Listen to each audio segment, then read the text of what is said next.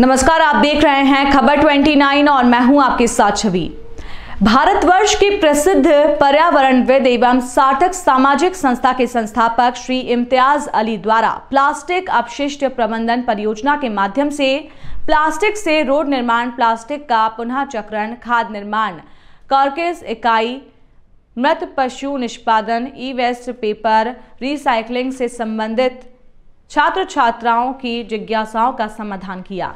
राष्ट्रीय प्रौद्योगिकी संस्थान नई दिल्ली द्वारा आयोजित अभिनव भारत अंतर्गत आईआईटी दिल्ली एवं दिल्ली स्थित विभिन्न महाविद्यालयों के छात्र छात्राओं को संबोधित करते हुए पर्यावरणविद श्री इम्तियाज अली द्वारा वर्तमान में देश में संचालित ठोस अपशिष्ट प्रबंधन नीति 2016 के अनुसार किए जा रहे कार्यों के बारे में विस्तार पूर्वक बताया गया। इसके अतिरिक्त 19 तरह के विभिन्न कचरों से निर्मित किए जाने वाले उत्पादों, इकाइयों के निर्माण, इससे प्राप्त होने वाले राजस्व, पर्यावरणीय समस्याएं, स्वरोजगार, महिला सशक्तिकरण जैसे मुद्दों पर बात करते हुए इसके वैज्ञानिक एवं नीतिगत मुद्दों पर आधारित प्रकाश डाला। इस कार्यक्रम में ये गणमान्य नागरिक मौजूद रहे। Professor VK Vijay, IIT Delhi राष्ट्रीय संयोजक, UBA Unnat Bharat Abhiyan, professor Vivek, HOD CRDT department IIT Delhi, professor Nomesh Bolia, IIT Delhi, Delhi विश्वविद्यालय के 15 कॉलेज से प्राध्यापक और विद्यार्थी भी मौजूद थे। और उसका साइंटिफिकली डिस्पोजल हो रहा है। सेंट्रल पॉल्यूशन कंट्रोल बोर्ड ने इस पे पूरा एक स्टडी किया है कि अगर प्लास्टिक को हम 800 से 1000 डिग्री पर बर्न करते हैं तो उसमें से डाइऑक्सिन और फ्यूरॉन रिलीज होता है, लेकिन जैसे इसे 1200 डिग्री के ऊपर हम बर्न करेंगे तो डाइऑक्सिन और फ्यूरॉन जो होगा वो 0 हो जाएगा और इस प्लास्टिक की जो कैलोरिफिक वैल्यू है वो कोल से 3 टाइम्स ज्यादा होती है। तो इस तरह से इस प्लास्टिक का इस्तेमाल इंडस्ट्री के लिए भी एक फायदे का सौदा था और साथ ही उनका कोल भी बच रहा था और एनवायरमेंट भी सेव हो रहा था। इस प्रोग्राम को पूरे भारत के अंदर लागू किया गया। 2011 के अंदर जो पॉलिसी आई प्लास्टिक वेस्ट मैनेजमेंट की, उस पॉलिसी में सभी अर्बन लोकल बॉडीज को निर्देश दिए गए कि वो अपने यहां से निकलने वाले जो भी अमानक प्लास्टिक है उसको सीमेंट इंडस्ट्रीज के अंदर एज ए फ्यूल यूज करवाएं। ये रैक पिकर्स को हम लोगों ने आइडेंटिफाई किया। शुरू में हमने रैक पिकर्स को जोड़ा तो उन्हें लगा कि शायद सरकारीकरण हमारा हो जाएगा, तो वो जुड़ने से उन्होंने इनकार किया। तो मैं इस फिगर के माध्यम से बता 1465 रैक पिकर्स हम लोगों ने 2 जोन में आइडेंटिफाई किए, लेकिन उसमें से मात्र 265 ने ही हमारे साथ काम करने के लिए सहमति दी।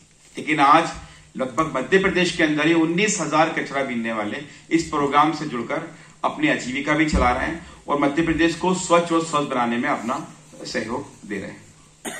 जो रैक पिकर्स के अलावा जो सेकंड कड़ी होती है, जो स्क्रैपर्स होते हैं, कबाड़ी वाले होते हैं, उन कबाड़ी वालों को भी हमने अपने साथ जोड़ा और जितना मटेरियल उनके पास आता था उसका एक पूरा सिस्टम अप्रोच हम लोगों ने बनाया कि रिसाइकलर तक जारी के वेस्ट जाए ताकि रैक पिकर्स को। तो वही चीज जो मॉडल इम्तियाज जी ने प्रेजेंट किया वो ये दिखाना चाह रहे हैं कि ये जो पूरा प्लास्टिक है इससे पैसा अर्न किया जा सकता है यदि इसको हमने अपनी सप्लाई चेन में ठीक से एस्टेब्लिश किया। तो जैसे एक समय में प्लास्टिक हम लोग घर में इकट्ठा करके बेच सकते थे, मेटल स्क्रैप बेचते थे, या जो मेटल स्क्रैप की पूरी भारत में एक रबर इंडस्ट्री का एक पूरा स्क्रैप पे चलने वाली पूरी इंडस्ट्री है। तो वैसे ही यदि हम इस तरह के स्टार्टअप्स और इस तरह के एंटरप्राइज पे फोकस करेंगे तो इस पे हमारा काम होगा। सर तो अभी बस अभी एक्चुअली ज्यादा टाइम लूंगा सर। इम्तियाज जी की फ्लाइट है सर, 30 सेकंड्स। हाँ, हमारे देश में बहुत सारी ऐसी स्टार्टअप्स हैं जो काम कर रहे हैं मतलब कि वेस्ट मैनेजमेंट के लिए। क्यों ना उन सबको इस उन्नत भारत के थ्रू जो सबके अपने अपने आइडिया हैं उनको सबको स्प्रेड। अच्छा सुझाव है, इस पे हम काम करेंगे। Thanks for your question, but since sir has to catch a flight, we won't be able to take more questions. Now I would request Professor Vivek to felicitate sir with the bouquet and the Unnat Bharat Abhiyan memento.